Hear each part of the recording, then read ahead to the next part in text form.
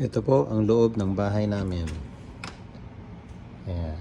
Ito ang aming living area. Ayan. Yan po ang aming kitchen na may countertop.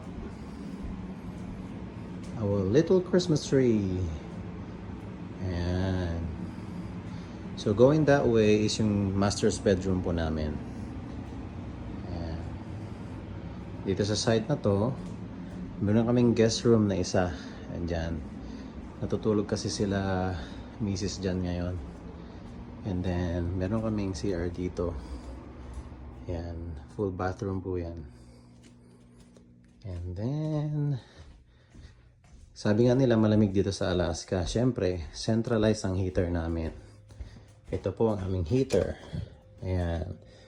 So kapag na-detect niya na malamig na yung loob ng bahay, kusa siyang nag-on. Ayan. So ito po ang aming master's bedroom. Yan yung mga vent ng ng heater po. Kaya mainit ang buong bahay kapag nandito ka sa loob.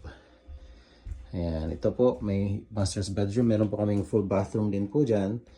And then closet. Ayan po yung vent. Ang bed namin king size. Ayan, comfy po dito kahit trailer lang. And then ang aming laundry area. Ayan. Follow for more.